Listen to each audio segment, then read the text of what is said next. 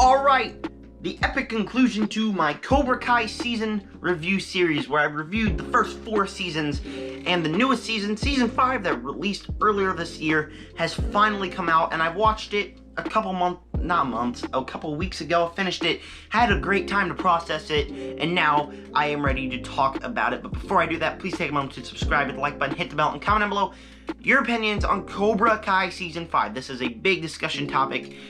Many people are a massive fan of this franchise, and if you're watching this, you are possibly a massive fan of the Cobra Kai series too. For me, overall, the series as a whole has been okay. Normally there's, and we'll talk about it, Cobra Kai-isms, where the action's cool, the characters are cool, it's an easily watchable show, but in the end, it's not a perfect show. It's definitely not great. It's just an easily watchable show that has its great moments and its great seasons, and that is just how I feel about the show, that I do enjoy watching it. I will get excited every time a season comes out, but I will be just a tiny bit disappointed, like I was with this one. And you've read the title. Cobra Kai Season 5 is pretty great, because it is pretty great. But the majority of that hype has been from the season finale. Yeah. Sure, Cobra Kai Season 5 has the Cobra Kai-isms. The entire season is filled with Cobra Kai-isms. The action is great. There are big, great action sequences. The characters are good. They all have good interactions. They all have good plot lines that constantly progress, and it really works. The show, however, doesn't feel like Season 4, and this is what I was really worried about with the season, because coming off of Season 3, the show was not very good, to be completely honest. It completely lost direction, had no idea where to go to set up Season 4, and I wasn't even excited to watch Season 4. The first episode of Season 4 turned the chair on me, made me go, okay, I'm right back in, and then the season ended, and I sat down, I was like, yeah, I cannot wait for Season 5, but the odd seasons aren't very great, and, you know, it's probably just going to retract in. It doesn't have a clear goal going forward for the Cobra Kai tournament, and for all those worries for me, they were hands down fixed the moment I sat down and watched the first episode. So the clear goal here is that Terry Silver is evil. We will talk about Thomas Ian Griffith's performance in just a minute. He's hands down amazing, but he's an evil man, and so he has this goal to put him in the Seikai Takai, or whatever it's called, where they go and they start fighting in the world's biggest karate tournament, and they all have to stop him. And that right there is easily inserting the goal front and center. It really works in that direction. And then we get to the finale, and we don't rush to get to the Seikai Takai. We get the awesome sweep of the battle, where it starts out pretty basic. Oh, it's just kids fighting in the dojo again. But then you get to Terry Silver's house, and Daniel and Johnny and all this. The stakes suddenly go from 0 to 10 real fast. That was a problem with the whole show, and I'm kind of getting off track here, but that was a problem with the show, is that it always felt like it had stakes, but it was like, oh, parents are just worried for the children, but the kids are just learning karate like an extracurricular activity. It never really felt like ginormous stakes. And this, however, I felt the stakes. I felt all of the stakes, because Terry Silver is a madman. He is willing to kill. We genuinely thought he killed off Chosen in the final episode. He's just such a great villain. We're going to talk about him. Thomas Ian Griffith is one of the best villain performances. I thought John Kreese, Martin Kove, was very good in the role. When we get to Thomas Ian Griffith in the 4th season, I was like, he's okay. But he gets to shine front and center here. He's evil, he's diabolical, and he's willing to kill. And that is an A-okay for me. He is a fantastic villain, hands down the best villain of the series so far.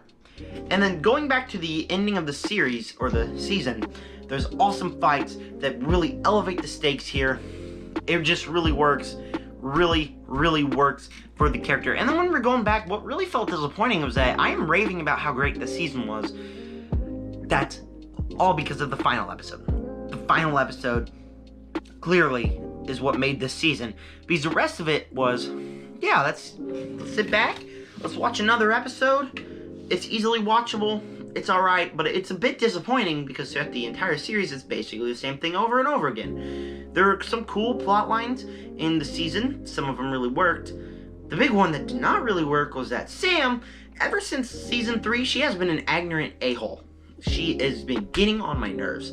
She is this character who's like, oh, I love you now, Miguel, and then I love this guy now, Miguel, and then blah, blah, blah. I'm gonna need to learn about myself, and I'm all about myself. And Miguel ran to find his father, and he almost wasn't okay, but, oh, I lost a tournament. You don't care about me. And she's just getting so under my skin to where the point is I don't really feel like, how do I say this? I don't really feel like her character is getting anywhere. It's been the same thing over and over again. And she started to get somewhere near the end of the season where she's now working with Tori. And I really hope they expand on some of that with season 6. But it really just does not go anywhere. It does not work because she's just this ignorant, get under my skin type character. And it makes me so full of rage. But yeah, it's okay. It's okay because some of the other plot lines really work. But then she comes on screen and it's just really annoying. But whatever. There's romance triangles, romance here and there, and that's a thing that I never really cared about for the Cobra Kai series, was that there's so much teen romance. That's why season 2 is no longer my favorite, because of the teen romance. And you know, all that really works, but then again, it's the same show up until the ending, but with just a more menacing villain. And I'm not complaining because I like the same show. I like sitting back and watching the show. It just holds nothing special except a big villain and an immense amount of stakes. When we're away from the stakes, when we're away from the villain, it's the same show. And I will rock out of this one saying that I love this season because of Thomas Ian Griffith, because of the finale. But we of course got to discuss that the season is not great. It's the same type of show over and over again. But that's okay, because this show is easily watchable, and this is a season that I do recommend you watch. It will be, let's go ahead and, just because of the finale, I'm giving it an A-, because why not? It's an A-. Good show, good season. How are we going to continue the show? Because we all know they're going to keep milking the franchise. I think it was declared that this next season will be the final season. How to do that? Make the Chinese girl that was working with Silver, don't know her name, to have her take over Cobra Kai, and then John Kreese comes back.